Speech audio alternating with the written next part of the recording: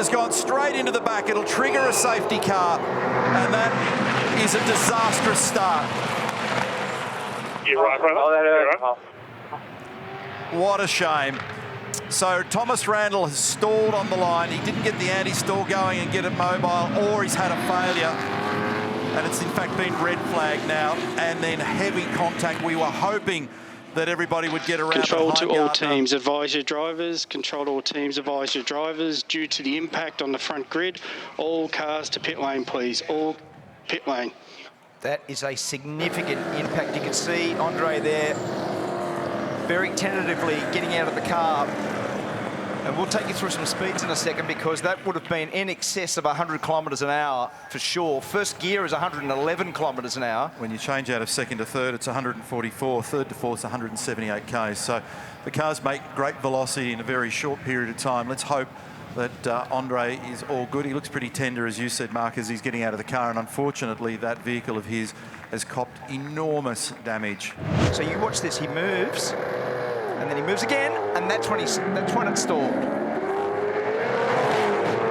That's probably close enough to 150 kilometres an hour, I reckon that is.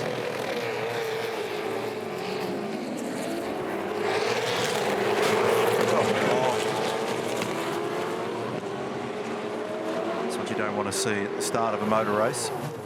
Okay, so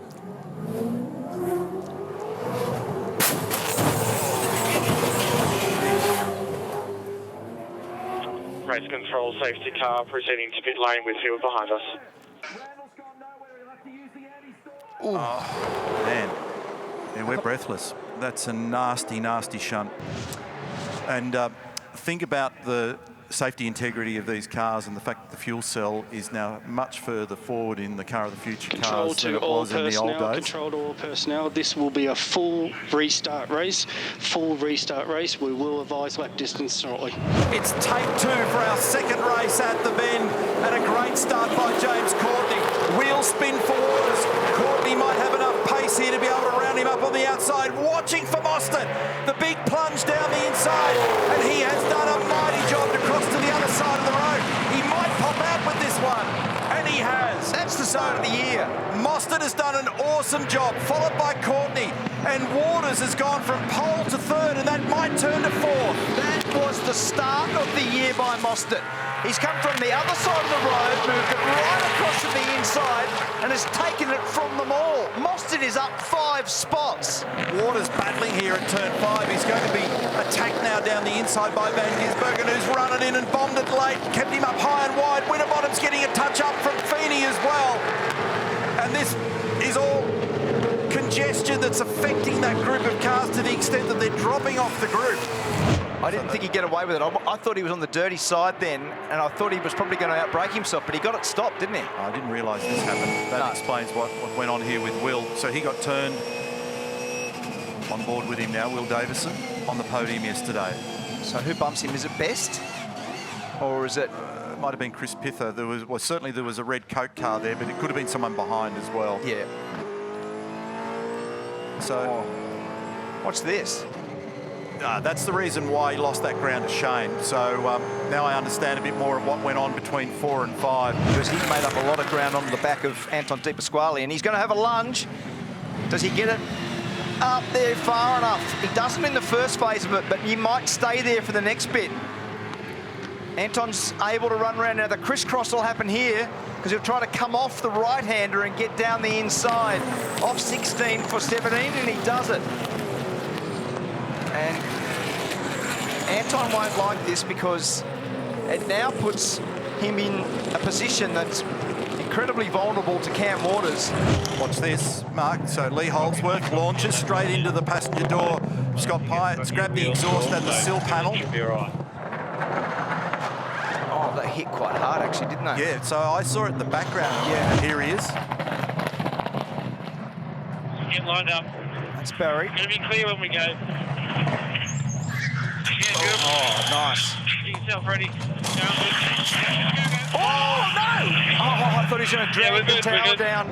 And very shortly, critical stop here for Van Gisbergen. 323-point lead. Is it? related to what we saw before, the left rear. No, it's actually something completely different. So maybe he's just had a lock-up or contact there that's killed the left front. Our focus was on the left rear before. It's all going on. 0.7 of a second.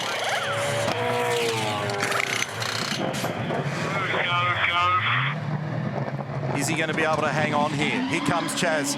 Here comes James. Shane might just have this. And he does, but he's got cold tyres. And it's 1.4 seconds right at the rejoin. Lines it up to the checkered flag, and it's times 2 for victory for Shane Van Gisbergen, and he's done it. He's made a liar of me. He's done a 1 minute 50.1 in the final sector, and he's grabbed those points. That's 105 in the bank. Brilliant last lap, wasn't it? 50.17. Brilliant last sector too. Yeah. Because he gave a little bit of time away to Chaz in the first sector. He did a personal best in the second sector, but it wasn't as fast as Di Pasquale. But he did the job in the final sector, and he's put a victory together this afternoon. That one was tight. Actually, in the end, it turned out to be a slightly fatter margin than yesterday. It was 2.2 seconds yesterday, 2.5 today. And that's our podium. So Van Gisbergen, Mostert, Courtney, 1, 2 and 3. Cam Waters missing out. He'll be frustrated when you've got the pole position to not make it on the podium, and yesterday didn't make it on there either, so that'll be a little bit disappointing, and they've got some damage in the garage down there as well. Well, and James Courtney, his pace basically of his teammate alongside of the garage was very impressive. So James basically had a battle with Mostert the whole time. Let's not discount that great start by Mostert. He gained 5 positions from the outside of the road to the inside. It's an extraordinary manoeuvre. You loved that, didn't you? No, it was very good. Very good.